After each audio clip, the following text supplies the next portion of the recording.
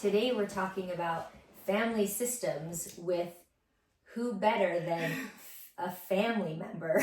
Who I was watching this meme the other day that said, when your sister tells the story of your childhood and you're like, chicka chicka, that's the remix. And speaks to the fact that you can go through the same experience completely differently. Yeah. And there's something that it kind of explains that you know a lot about and you've taught me a lot about. So I'm excited to have this quick conversation just to let you guys know. The reason for this is because there's a book and a tool that I learned about from my sister and that has helped me immensely over the last 3 or 4 years. And so I kind of wanted to give you this tool, or you guys hear us talk about it in real time, so you can start delving in if it's something that resonates with you, and we'll give you all of the resources to do some deeper research and things. But it's such a brilliant way to deal with the parts of yourself and also a family system model that you may recognize some patterns going on in your family.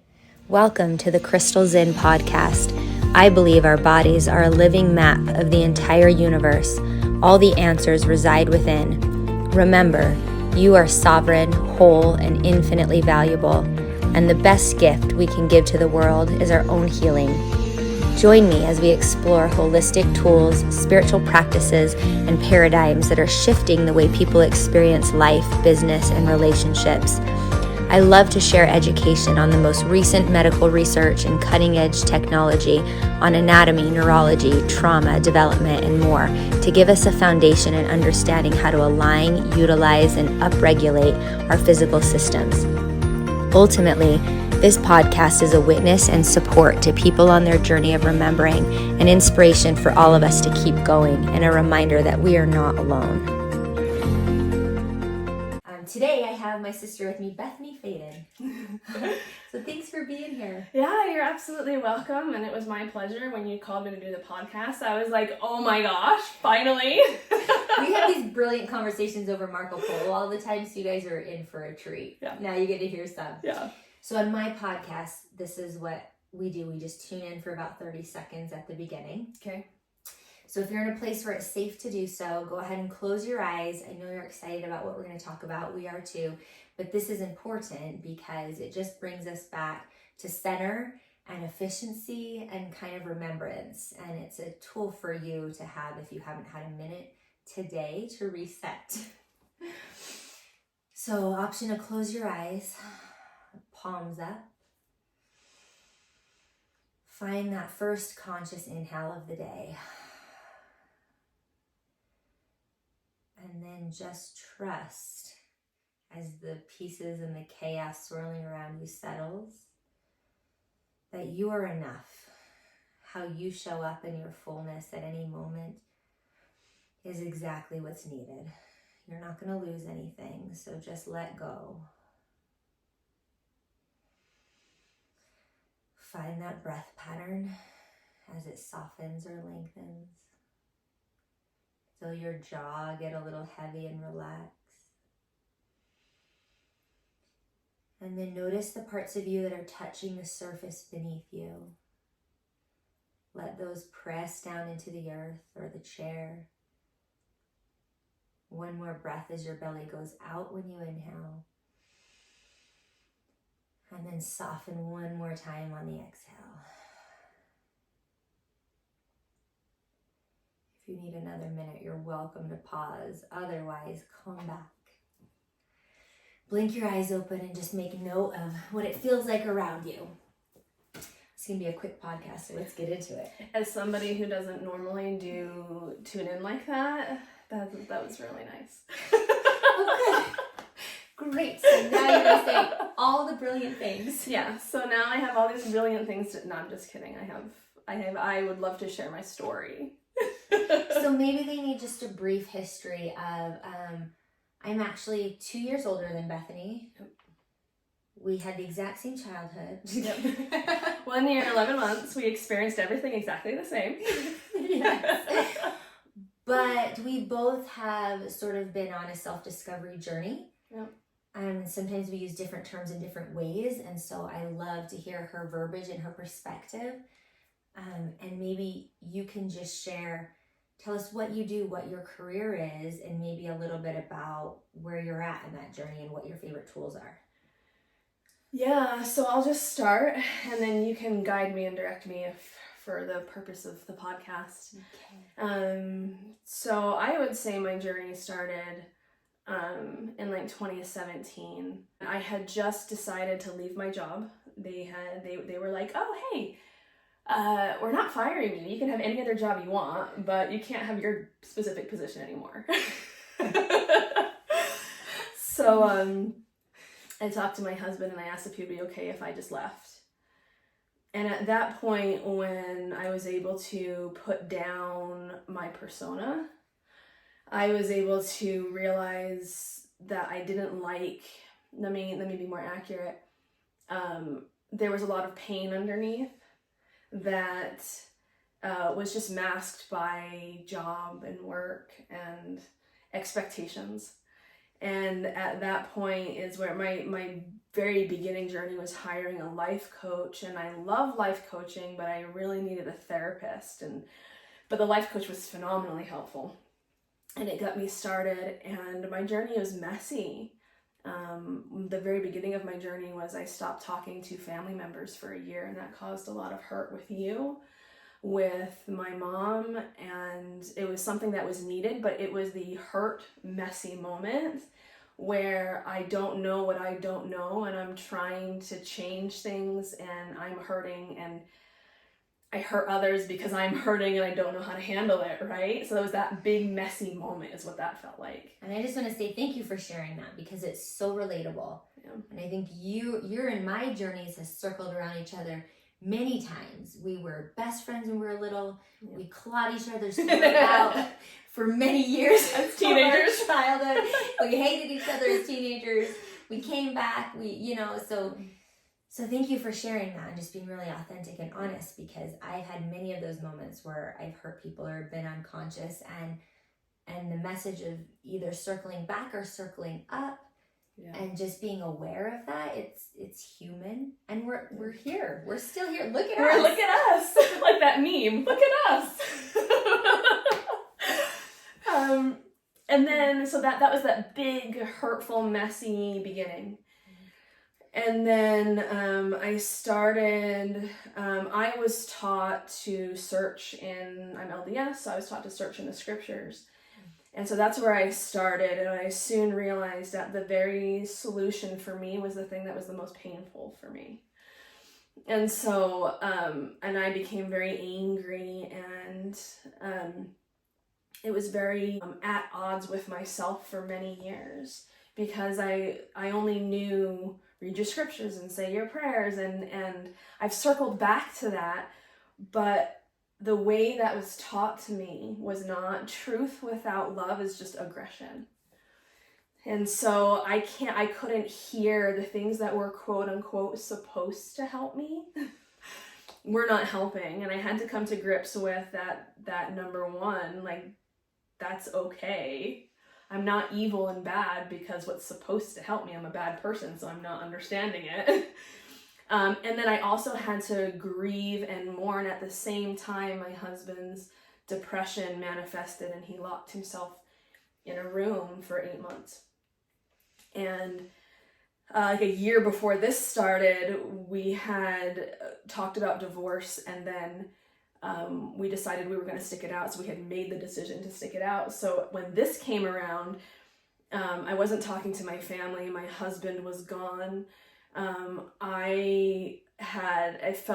It felt like I was having a breakdown every day, and I ugly cried for like 7 months, because I had to allow myself to be a victim. And that's always how I interpret it growing up, is that's bad and shameful. Just pull yourself up by your bootstraps. And so I really needed to be the victim and to grieve and to process all of what actually had happened to me. And so that's kind of where the big messy start.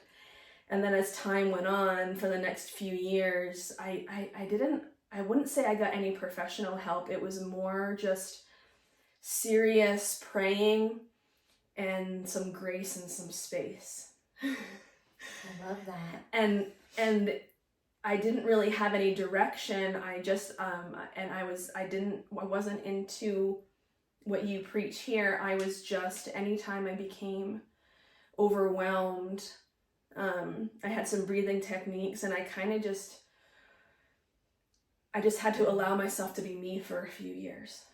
Yeah, and we all go through that rock bottom and pulling ourselves up in a little bit different way. It looks so different for every person, which is kind of why I think the importance of a proliferation of many different tools is a nice aid and support, because you don't know what speaks to someone, and what you needed was so very specific. You needed to self-witness, and you needed space and grace. Or even some tools that have traumatized you and you absolutely hate, you can circle back around to. Now, 7 years later, I'm finding that I'm circling back around to my religion, but it's not the same religion, and it's not the same way I think about it. And I just realized that when I'm circling back around to it now, it's my religion. And me and my husband we literally had this conversation last night. We talked about religious things, and one of the ways that I bond with my husband is I like to fight, and not like real fighting, but like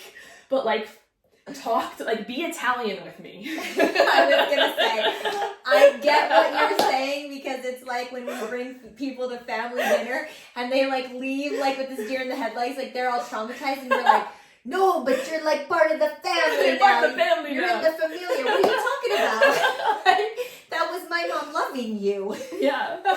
And so even last night, I was talking to my husband, and I realized that my religion is mine, it's not yours, and it's not, and me and Sid for the longest time thought we worshipped the same God and we had the same, right? But the way God or religion or spirituality talks to him is totally different. His Jesus is not my Jesus, and his God is not my God.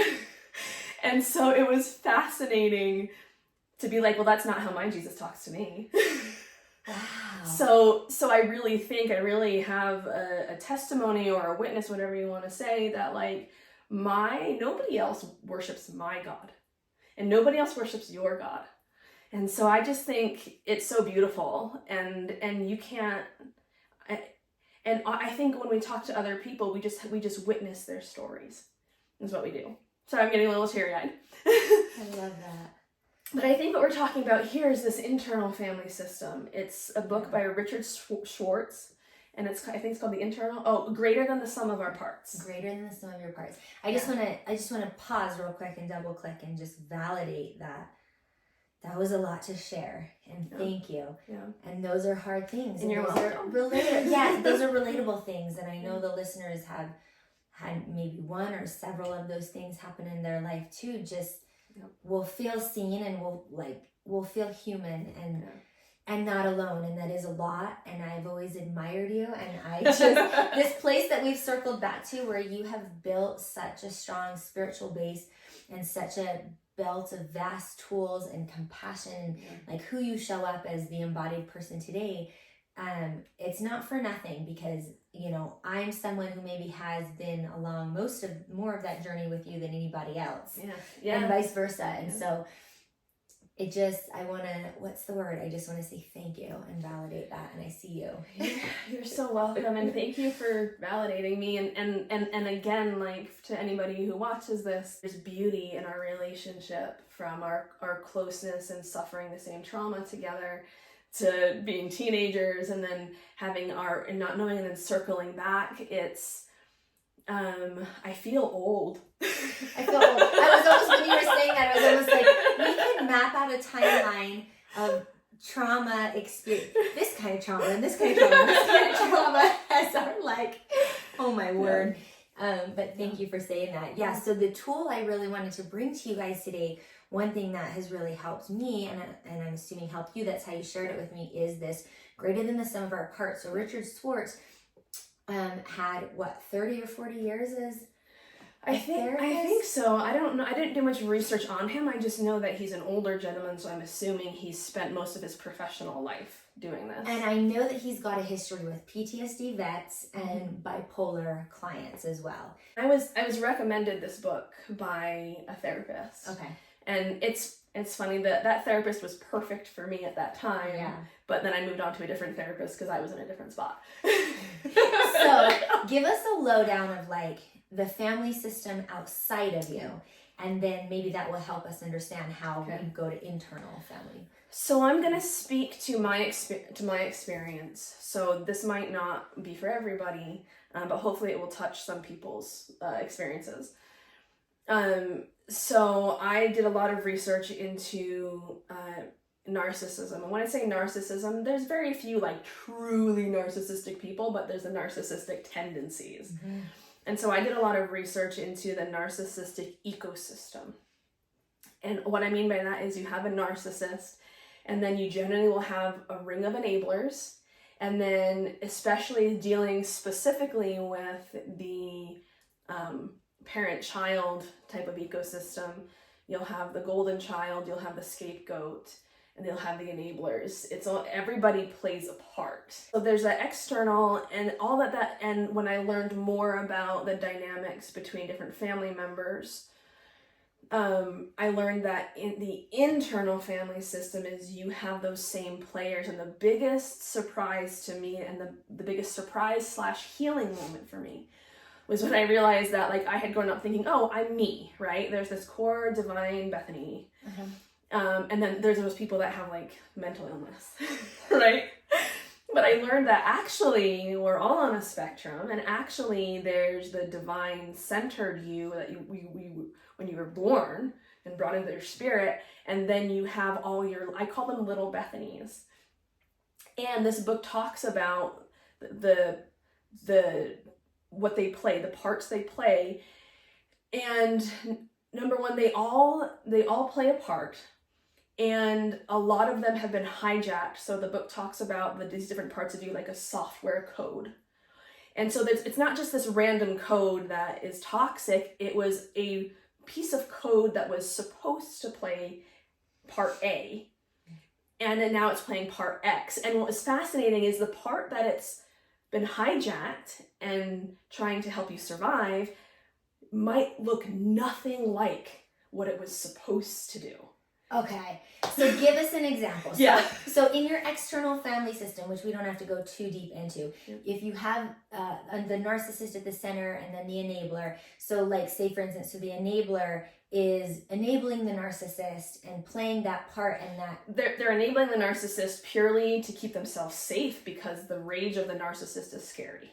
And then that has ties to like another family member may cause alienation and gaslighting, and so you've got this dynamic going on. And the narcissist forms the relationships between the rest of the people too.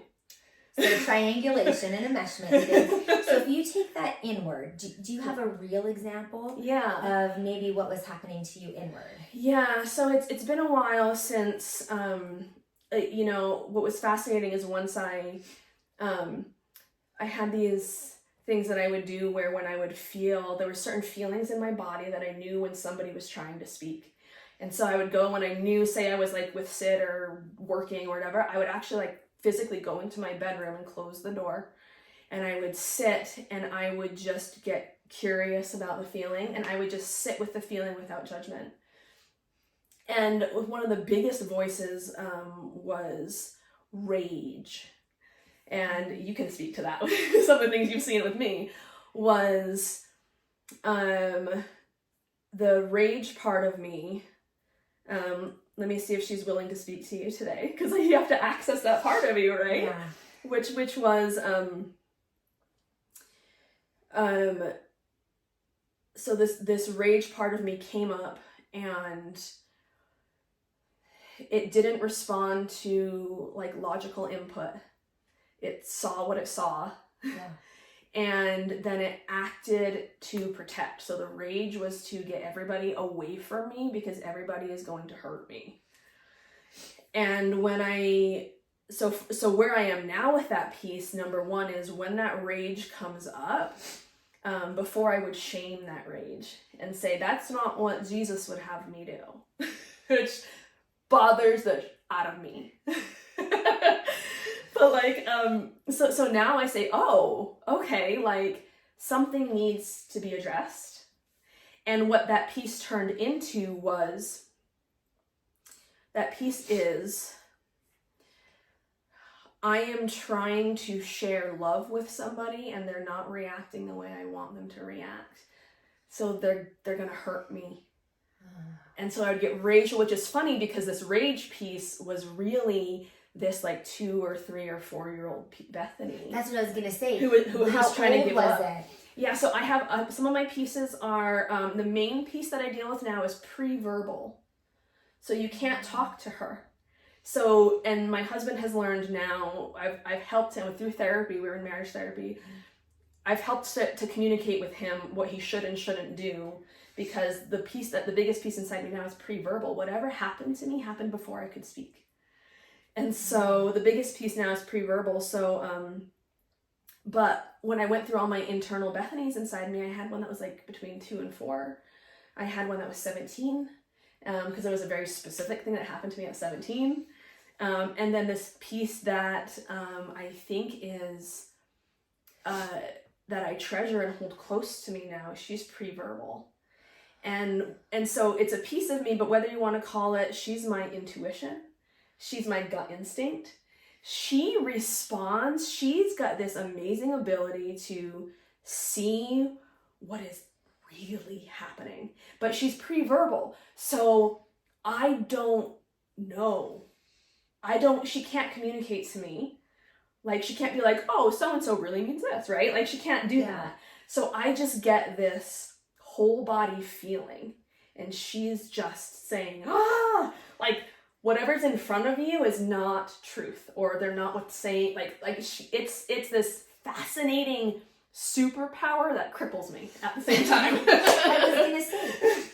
I was gonna ask, is it more like that felt sense where you had told me about listening to just your body's response, and without having to intellectualize it or communicate intellectually, you just trust it?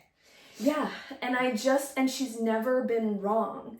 So when she's never been wrong, what I mean is, she's never been wrong that something is not cohesive and healthy. But she doesn't know how to fix it or solve it. Does that make sense? So it's not like she's like, oh, something's wrong and this is what it is. Do this, yeah. She's just a warning light. And I love that because prior to understanding internal family systems, and there's much more to it, we recommend you read the book because he has meditations and explanations. Yeah. But prior to that, you would have just identified with that and said, this is me. Why am I responding this way? Right? I would have said there's one me, and why am I acting this way? What is wrong with me? And just shamed myself because I couldn't get my crap together. And it doesn't make sense in the whole. But when I realized that, oh my gosh, I can talk to myself, and it makes sense. These people that have dissociative identity disorder, they're just on the extreme end of the spectrum. Everybody has people inside them. Yeah. Right? Or whatever he talks about in the book that if the trauma was so extreme or in a certain way, it can actually split those personalities so far across the river that you will experience personality dissociation, bipolarism, things like that. And I think if my genetics had been a hair different, I would have had some sort of dissociative identity disorder, right? Because the people who have this have the genetics with the trauma. Yeah. But I just feel really blessed that, at least for right now, I was able to hold all of the pieces together. And now, because now I know that it is these pieces that, number one, I can talk to, that number two, they're telling me something. And the biggest piece that takes consistent work is the trust. I love that. Thank you. I want to share one thing that when you shared this tool with me as an example, I don't know if I have ever shared this with you, what sort of redirected something for me in a bigger way. And that was when you had been sharing these personal stories and then gave me the book and I read it. In one part, he suggests a meditation. Mm-hmm. And when he walks you through it, it can get more complex than that, which I didn't realize. Which I have a secret to tell you. Okay. I never did any of the meditations in the book. So tell me about it. I'm such a studious by the book person. You know this about me, and I'm trying to let go of that and flow more. But so when he walked you through it, he puts you in a room, like you're in a therapy room, like a therapist we go to. Are you watching yourself? Yeah. Okay, I've done that before. Actually. Okay, yeah. Well, I thought you had. I thought you told me you had. So everything that he said in the book was things that you had done and shared with me first. I think I've done, like when he would explain it. Yeah. I did it. My issue is, my experience was having somebody who thought they were doing kindness to me actually hurt me. And so whenever there's instances where people are like, give me control over your brain and meditate with me. You can't do that. I can't do that because at this point in life, I refuse to give people that control at this point in life. And that's, I love when we get into this with you and me because when we experience the same trauma, we have spun out in so many areas in completely opposite sides of the coin, where you went that way and I went the other way. I said, give me any person, any drug, any authority outside of myself, any medicine trip that will make me not have to have control of that environment. Let me just completely surrender. Like, let me just go over the side of that roller coaster. Interesting. So that I don't have to deal with that. Like, I went the other way and you went like put up the fences, everybody out, no control. And I went the other way. But can I speculate here? Yeah. As I believe, and you can correct me if I'm wrong, but I believe that you were the caretaker in this system. So, That's meaning right. you were the oldest child. That's so right. you were responsible for me and everything. And I can understand why that became such a burden that you spun out that way. And I don't like the word spun out because that means out of control. But that makes so much sense to me. I chose to relieve the pressure a different way because we played a different identity in the family system. Yeah. So this will actually make a lot of sense to you. So when I entered that therapy room and I said, I call forth the crystal who's causing all this trouble. And the said trouble at the time, I just love real life stories and examples. And the person causing all the trouble at the time was the person telling me to work harder, work better, work smarter, and you'll be loved. I'm tearing up. I just want to cry because,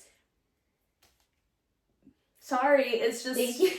Well, you're even more of an empath than I am, so. Thank you for feeling that for me. And whoever put that in your head or whatnot, it's just, it's pain. Thank you. Well, I'll tell you who it was. It was me. Yeah.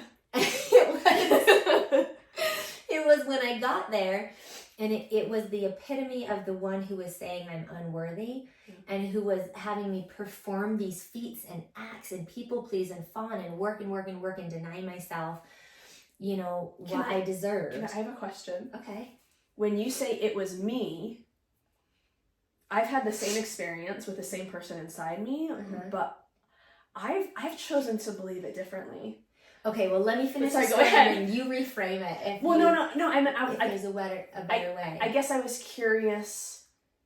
I guess finish your story, but I'm Okay. curious as to like. Anyways, go ahead. That's a good thought. Yeah. I'm saying this is in the frame of the internal family systems. Okay. So how I came about it, and maybe it will resolve itself, but you let us know at the end. How it came about was that was the issue, the person, the thing that was coming up. Mm-hmm. And so when you get into that living room, you ask that person to come in. Because when you're doing family systems therapy, you may ask the brother and the dad to come in and the mom to leave. Mm-hmm. You may start seeing a conflict and want to talk to the dad by themselves. Mm-hmm. And so you sort of treat the scenario inside of you in a meditative trance that same way. And I'm just watching it go on, or I'm kind of like the assistant to the therapist. And when you say invite the brother or the mother, is that like legitimately looks like your brother, looks like your No, father? It's all different parts of me. Thanks for the clarification. So they're all parts of me. Okay. So I invite this person in, and who walks through the door is me as a teenager, maybe junior or senior year, early. It was definitely high school. Yeah. And that person walks in, and you knew me at that time, which is why I wanted to share the story. And that person knew what she wanted, was sneaking out at night, was not taking anything from anyone, was doing her stuff, by the way, was getting a 4.0, graduating from the medical academy, doing things that were probably illegal, having friends that were bad. Like I was doing, it was sheer chaos. I had run away from home at one point. When I got back, They had kicked me out of the house and emptied my room and threw away all my things. Wow. I mean, a lot of traumatic things were happening. It was this woman, it was this girl, and she was causing all this chaos. And I was like, what are you doing? Like what's going on? And she talked to me and she said, this is the warrior we have had to be to protect you, to be all of it, to be with the friends, so you're like socially, to figure out yourself, to identify from your parents, to still be checking all the boxes at school, at church. You have got to be all of it, and I will do this because I'm strong and I can do it. And she was like this warrior. And then I asked, who are you protecting? Because these internal family systems get complex, right? Yep. And then I said, I would like to invite in the person you're protecting. And that's when this very small child came in, about the time our parents were divorced. So me and Bethany are our only full biological siblings. There's 8 siblings in our family and 2 parents. But we're the 2 biological. Same mom, same dad. Yeah. And it was that child right around that time. So I was about 6, you were about 4. So that's my daughter's age, right? Well, that's when my 2 to 4-year-old and you're just 6. So she came in, and this person had discovered that right around identifying as yourself, right around high school years, right around when you start developing your intuition, your spirituality, your self-identity, a lot of these traumas from that child had come up. Wow. So she had warriored up. Yeah. And that child was scared to be creative, scared to be a child, scared to speak out, scared to be anything. And what came to my mind, I don't know if you remember this, was when we would steal the channel changer for the old TV we had. Do you remember this? We would go hide outside, upside down, and we were in North Carolina, right? And to that kiddie pool. You don't have a lot of memories. I don't have a lot of, you're younger than me. Yeah. But we would do this. We would go sneak and steal the remote for reaction from Dad, and we would go hide under the kiddie pool. And then you would start hearing things get thrown, and things start yelling, and lots of things start going on and on and on. And that child came up where I wanted attention. I wanted to be a kid. I wanted to play. I wanted to dance with my dad.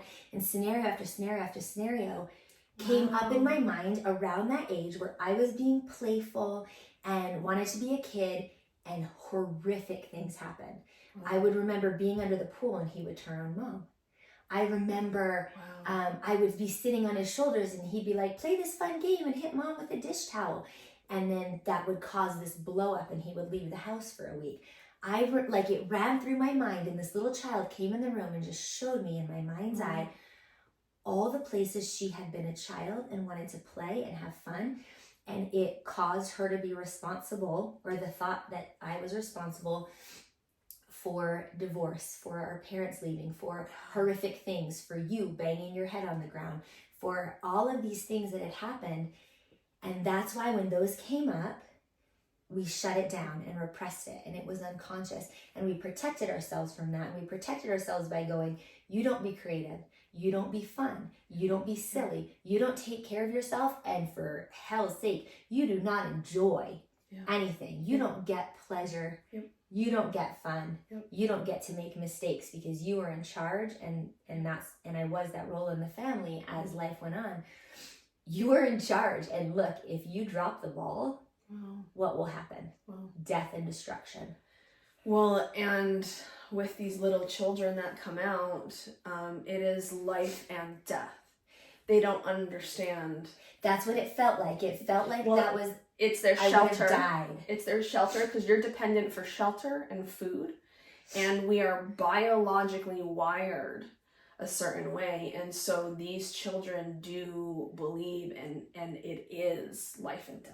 So this is what's cool about the method, is what he coached me through, and what it encourages you to do is meet that person. I met that teenager as me and said, hey, look at me. I'm here. Know me. I'm 40. I'm working through these things. I'm responsible for this now. You no longer have to be. You can set this burden down. Like you said, the program that wasn't who she was supposed to be. And then I asked her, what role were you supposed to play? What was supposed to play out in my teenagehood if you could have played the role you were supposed to instead of protecting this person. And she said, that's where the ultimate, like knowing yourself, creativity, and following your pleasure and passion, I was supposed to develop that then. Well, if you look at in child development, what happens during those years, that is what should have happened. Yeah. So I freed her, and I said in this meditation, Wow. Go do that job. You're now welcome at the table. Come aboard, but please do your job, because you can set these things down because I got it now. And then went back to the little girl too. And there are different methods here, but there was a method by which I spoke to her and set that down too, and allowed her to come sit at the table and be one of the little crystals, be one of the personalities, but be fully authentically playing her role. And that's trust. Yes. You're getting the little kids to trust you because they live inside you, but they, just like you did when you invited her to come forth and tell you, I did the same activity, and the first 2 times she didn't trust me, she wouldn't come. So there's some nuances, and that's why it's something I never actually set down. It's a tool that I still go to when I find things coming up. But I also think that it's a lot of nuanced things: stepping into your power, trusting yourself, growing and learning, being willing to take that on, inviting them to the table, having them be ready to come to the table, letting them participate fully. Like it's a system, right? And it's always ebbing and flowing and moving, and there's lots more people in there. And what I want to say is, like, kind of what you were speaking to before was, no, it wasn't me that caused all of that. It was external circumstances, but it was diving into my system and the way this had gotten programmed that helped me figure out how to rewrite it for what helps me now. And I do want to tell you that was 2 years ago or so. Wow. It was at the beginning of, and what's come online as I've allowed those personalities to live in their truth is my creativity. Like, I am like procuring things, whether they're business or just my life or with my kids, that I have reclaimed that and been able to grow that passion in me now. What do I like? What direction do I want to go? I'm so glad you said that, because so in my mind growing up, you were always the creative one. You were drawing, you were singing, you were... I was supposed to be, thank you. And you were just very like artistic. And I've played piano for years, but for the life of me, I couldn't create any songs. And so when I was doing this, we bought a piano, and I went, and I didn't know if I was going to create a song, but I love that you mentioned the creativity. And I've noticed that my creativity, and tell me if this sounds weird, but my creativity is empowering. And where I find using it the most is when you're married and have kids, sometimes your external family members are interacting with your internal ones, and they don't know it, and that's what caused so much of my marital strife. So like you were like your 12-year-old Bethany was showing up to your marriage in a lot of places. Exactly. Exactly. Yes. And so like when I talk to Sid, I clarify. I don't shut off the 12-year-old. I don't tell her she can't. I just tell Sid, this is 12-year-old Bethany, and she says this, and that way my husband's like, okay, like he can handle that. But I find my creativity in my business, and I find it's empowering to me, because when I come across problems where I spun off in the other direction, I said, this is so scary, I'm not going to let anybody in or anything in. I find that it's not black and white. It's not like that's going to kill me and I'm going to die, or I have to stay here. My creativity is the key, where I say, and I say this literally every day in my business and my personal life, I say we can get creative about figuring this out. I love that. And what's that thing you've developed, and I don't know where you learned it, where you talked about your different kind of boundaries that you navigate through? Oh, that's from my current therapist. Okay. And because we were talking, because I'm in marriage therapy, and not only am I like effing figuring out how to talk to myself, but how to like navigate not destroying my husband, which I like, anyways, that's another conversation. But there's the boundaries are, so for instance, there's hard boundaries, which are like nothing is getting in, right? If he took a piece of paper and just drew a straight line, that's hard boundaries. Yeah. There's semi-permeable, like a dotted line. So some things can you staying out and some things are getting in. And then there's like permeable boundaries, which kind of little dots all over the page, where occasionally you'll hit something, but other than that, it's pretty good. And there's not just those types of boundaries, but you know, right now they can be like right now my boundaries are permeable because I'm sharing. But when I go back to my business and talk with my husband in an hour, I'll probably have like semi-permeable boundaries. So it changes throughout the day.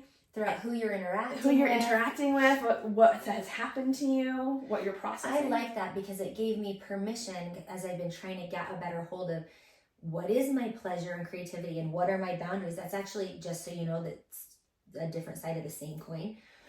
That when you shared that with me, that gave me permission to navigate, make mistakes, figure it out, and not feel like I was betraying myself when I made a different choice. And not really exactly the boundaries, you can change the boundaries.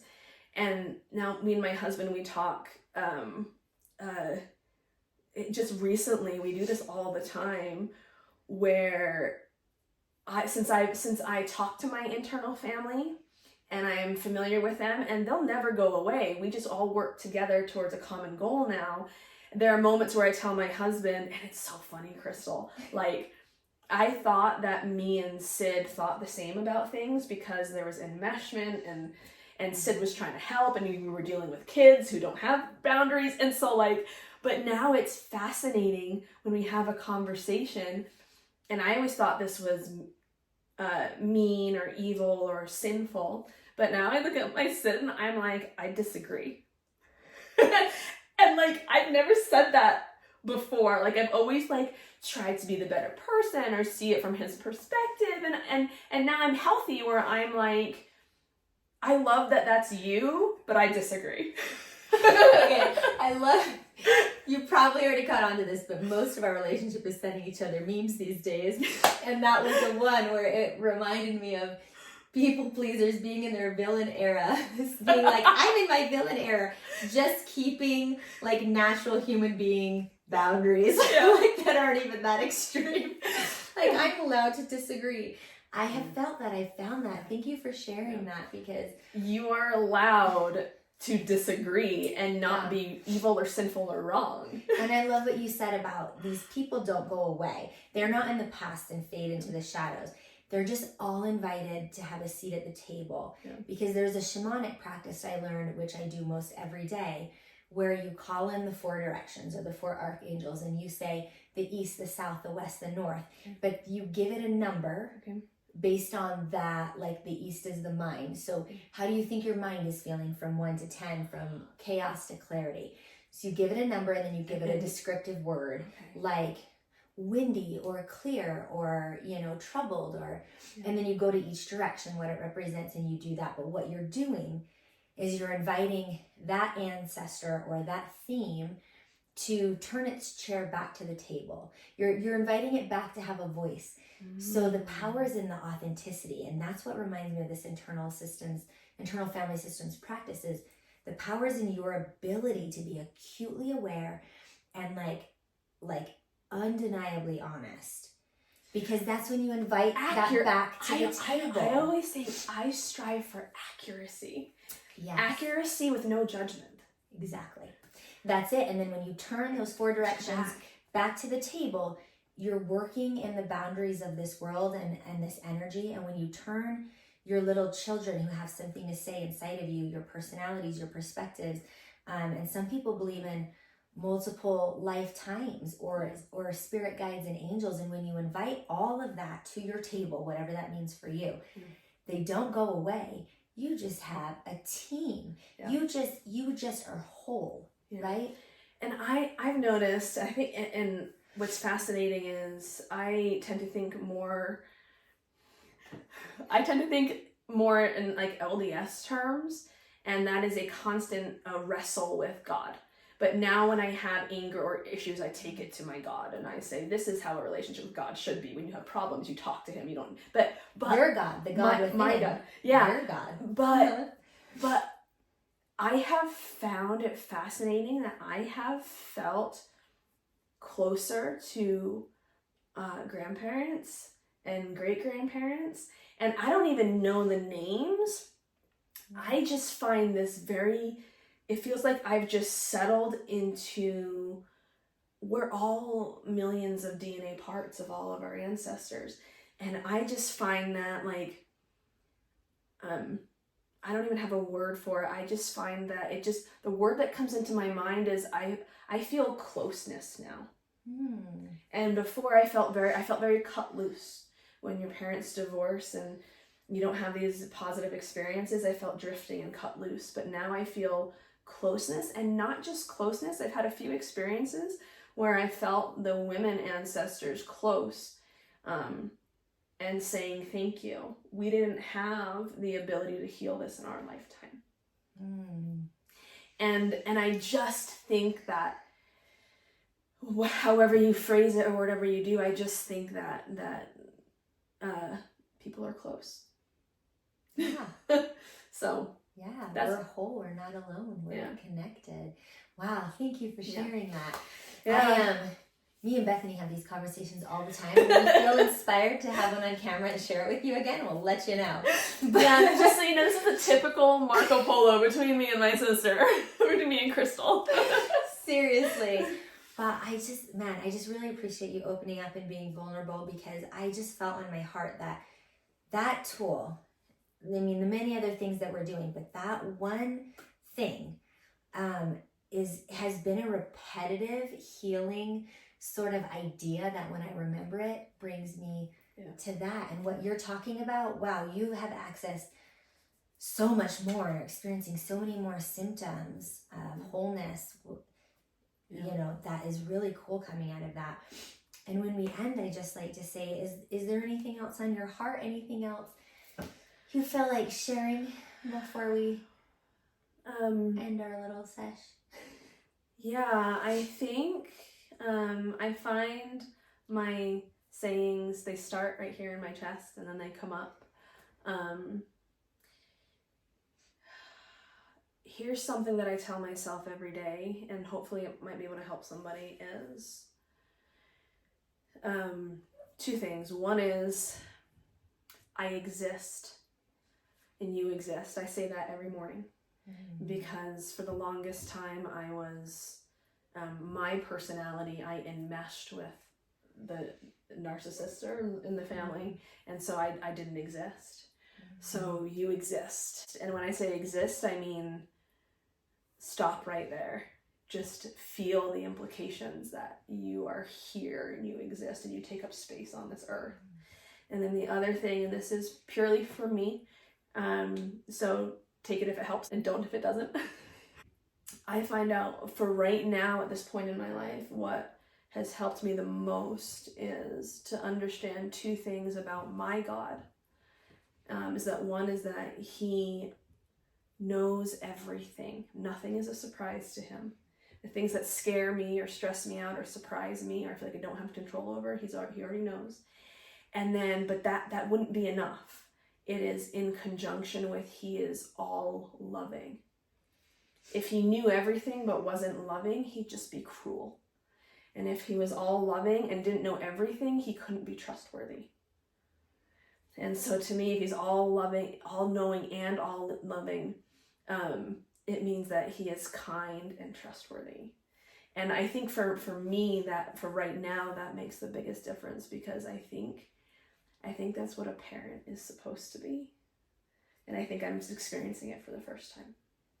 Yeah, as a lot of us are, reparenting ourselves. So. That was beautiful. And I'll tag any places you can get a hold of Bethany in the comments. She, as most people are, is a wonderful dog trainer and philosopher. I find the best animal trainers are also philosophers. So Crystal does the Reiki and the yoga and all this stuff, and I do the same type of work. I just have put it into dogs. I love it. And it's not the dogs, it's the people. So it's fascinating. Yeah, that's why I was just at a horse clinic last week that changed my life, and I'll Marco Polo you about it, but it was her doing that with the horses and the people. Yeah. But yeah, I love you. Yeah. Thank you. Can I give you a hug? Thank you for listening. Connect with me on Instagram at Crystal Zen Yoga. Subscribe on my website at crystalzenyoga.com to receive tools and practices for your holistic journey and to be the first to know about offerings, workshops, trainings, and retreats. We live in powerful times that require courage, bravery, compassion, authenticity, community, and grounding. You're not alone. Check out my free content, classes, and meditations on YouTube under Crystal Zen Yoga, and have a beautiful day. Sat Nam.